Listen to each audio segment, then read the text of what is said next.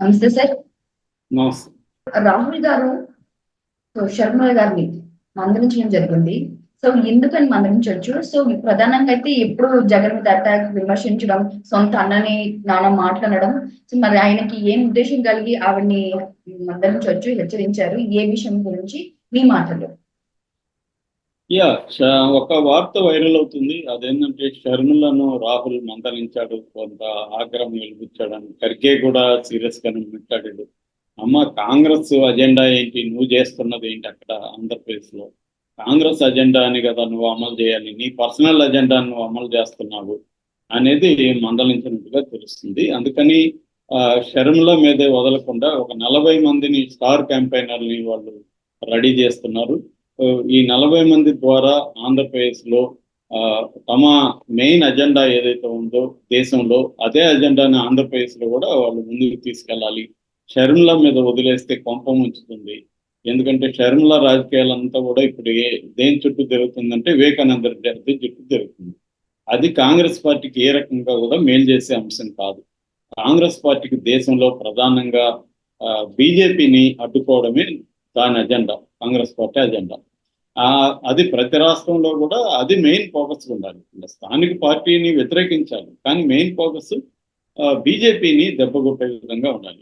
రేవంత్ రెడ్డిని చూస్తే ఇక్కడ బీఆర్ఎస్ మీద ఎంత ఆయన కోపంతో మాట్లాడుతున్నాడు, ఎంత ఇది ఉన్నాడు, బీజేపీ మీద కూడా కాంగ్రెస్ నాయకులు కానీ రేవంత్ రెడ్డి కూడా మాట్లాడుతున్నారు లోపల.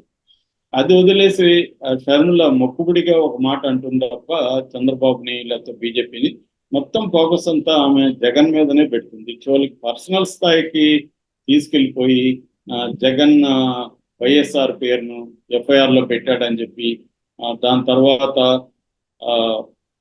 వివేకానంద రెడ్డిని చంపిన అవినాష్ రెడ్డిని ఇక్కడ నిలబెట్టారు, ఒక అంతకం నిలబెట్టారని చెప్పి కూడా మాట్లాడుతుంది.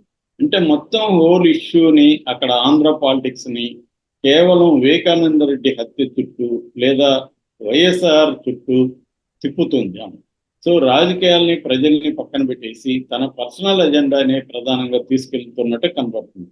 ఇది కాంగ్రెస్ కు మింగడు పడని వ్యవహారం. కాంగ్రెస్ నాయకులు, సీనియర్ నాయకులు కూడా ఇదేంటి ఈమె ఇలా రాజకీయాలు చేస్తుంది అని ఆశ్చర్యపోతున్నారని చెప్తున్నారు. వాళ్ళంతా కూడా రాహుల్ దృష్టికి తీసుకుపోయారని చెప్తున్నారు.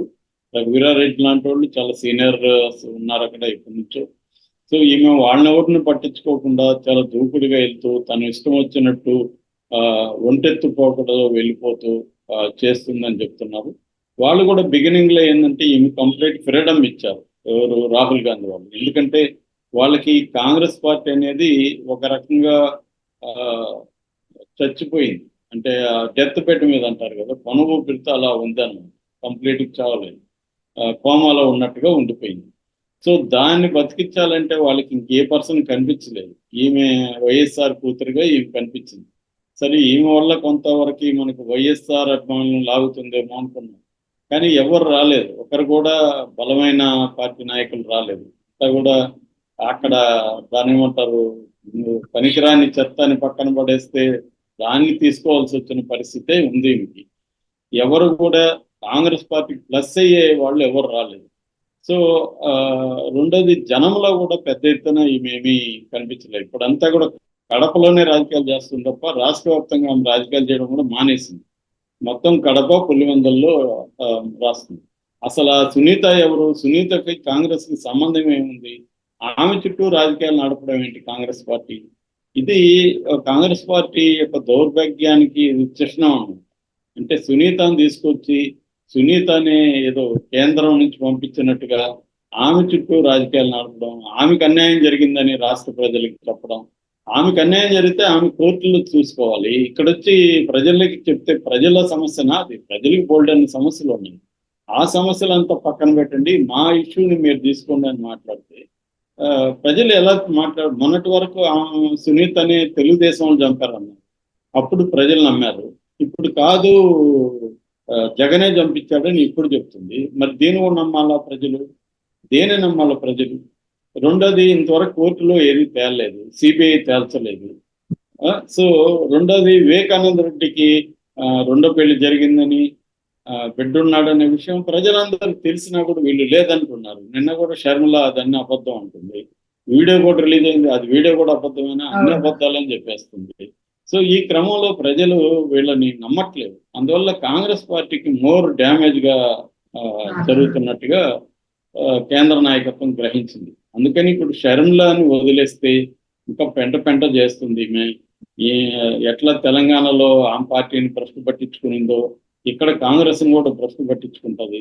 దీనివల్ల మనకి ఏదో లాభం ఉంటుంది అనుకుంటే నష్టమే ఎక్కువ జరిగేటుంది. దీని ఎఫెక్ట్ పక్క రాష్ట్రాలకు కూడా పడే అవకాశం ఉంది అని చెప్పి రాహుల్ గాంధీ ఏం చేస్తున్నాడంటే ఖర్గేకి చెప్పినట్టుగా అర్థమవుతుంది. ఖర్గే కూడా దీని మీద సీరియస్ గా తీసుకొని ఒక 40 మంది స్టార్ క్యాంపెయినర్ని పెట్టుకున్నాడు. అందులో రాహుల్ గాంధీ, ప్రియాంక గాంధీ, ఖర్గే, డికే శివకుమారు ఇలాంటి వాళ్ళంతా రాష్ట్రానికి రాబోతున్నారు. అట్లాగే తెలంగాణ నుంచి దాదాపు మంత్రులు, అధినాయకులు 11 మందిని తెలంగాణ నుంచి సెలెక్ట్ చేసినట్టు చెప్తున్నారు.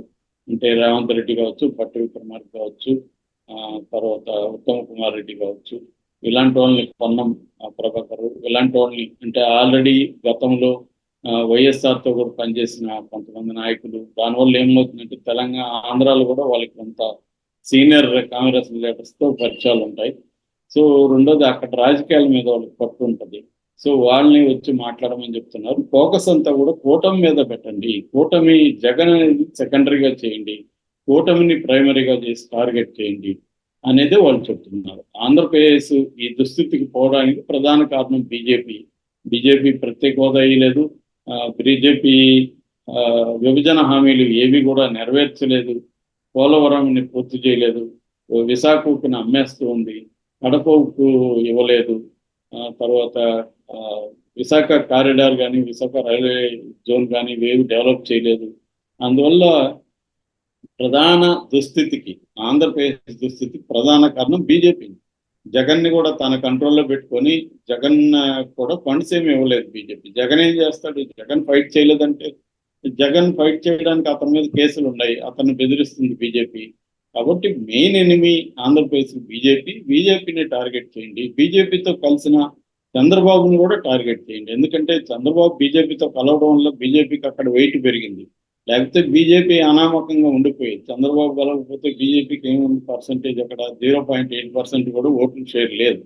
ఇప్పుడు చంద్రబాబు బీజేపీతో కలవడం వల్ల బీజేపీ ఏదో బలమైన పార్టీ లాగా నమ్ముతున్నారు జనం కూడా. ఎందుకంటే చంద్రబాబు దానికోసం వెంపర్లాడడం, పవన్ కళ్యాణ్ నేను బీజేపీ నాయకుల దగ్గర అనేక తిట్లు తిన్నాను, ఎంతో ఇబ్బంది అయింది నాకు పొత్తు ఒప్పించడానికి, ఇదంతా కూడా జనాలకు విచిత్రంగా ఉంది. ఎందుకంటే 0.8% లేని పార్టీ కోసం 40%, అటు ఒక 8% ఉన్న 48% ఉన్న పార్టీలు వెంపర్లాడడం అంటే విచిత్రమైన పరిస్థితి దేశంలో ఎక్కడా ఉండదు. సో ఇటువంటి కాంటెక్స్ట్ లో షర్మిల రోల్ ఏముండాలి? షర్మిల ప్రధానంగా టార్గెట్ని కూటమి టార్గెట్ చేయాలి, సెకండరీగా జగన్ని టార్గెట్ చేయాలి. అది వదిలేసి జగన్ చుట్టూ అది కూడా నేరో డౌన్ చేసేసి ఫ్యామిలీ పాలిటిక్స్లోకి వెళ్ళిపోయి, ఫ్యామిలీ క్రైమ్ డ్రామాలోకి వెళ్ళిపోయి దీన్నే రాష్ట్ర సమస్యలాగా చూపిస్తూ ఉంది. ఆమె బిగినింగ్ లో కొంత బాగానే ఉంది, కానీ రాను ఇలా అయిపోయింది, నేరో డౌన్ అయిపోయింది. బ్రాడర్గా వెళ్లాల్సింది నేరోగా అయిపోయింది. రెండోది కాంగ్రెస్ అజెండాని ఆమె అమలు చేయాల్సింది పోయి తన సొంత అజెండాని అమలు చేసుకుంటూ సునీతాన్ని వెంట పెట్టుకుని తిరుగుతూ, ఒక పక్క దస్తగిరి అనేవాడు పోటీ చేస్తుంటే, హత్య చేసి ఒక అంతకుడు అతనే ఒప్పుకున్న అతను పోటీ చేస్తుంటే దాన్ని ఖండించి దాన్ని ఎండగట్టకుండా అవినాష్ రెడ్డి ఏ 8 ఉన్నాడో అతని మీద ఇప్పటివరకు ఏ కేసు కూడా ప్రూవ్ కాలేదు, అతని నేను టార్గెట్ చేస్తూ ప్రత్యర్థిని పట్టుకొని అంతకుడు అని చెప్తూ మాట్లాడటం అనేది కాంగ్రెస్ పెద్ద దెబ్బని వాళ్ళు భావిస్తున్నట్టు తెలుస్తుంది. అందుకని ఈమెకి కొంత కట్ చేయాలి, ఈమె కంప్లీట్ గా ఫ్రీడమ్ ఇస్తే మనకి పెంట చేసేట్టుగా ఉంది అని చెప్పి వాళ్ళు ఇప్పుడు ఈమె మీద కొంతమందిని తీసుకొచ్చి పెట్టి వాళ్ళ ఆధ్వర్యంలో ఈమె కూడా పనిచేయాలి అనేది వాళ్ళు ప్లాన్ చేస్తున్నట్టుగా తెలుస్తుంది. సో మరి ఇప్పుడు ఆమెకు అనివార్యంగా, ఎందుకంటే ఆమె కాంగ్రెస్ లో ఉంది కాబట్టి కాంగ్రెస్ ని ధిక్కరించే పరిస్థితి అంత సీను ఆమెకు లేదు. సో కొంత కాంగ్రెస్ ఇన్వాల్వ్ అయ్యే కొద్దీ కొంత పాలిటిక్స్ ఈ ఇంకా ఎన్ని రోజులు ఉంది, ఇదొక 3 రోజులు, అదొక 16 రోజులు ఉంది. ఈ 16 రోజులు ఒక మారే పరిస్థితి కనిపిస్తుంది కాంగ్రెస్ కి సంబంధించి. అంటే ఓరియంటేషన్ అయితే మారే అవకాశం ఉంది.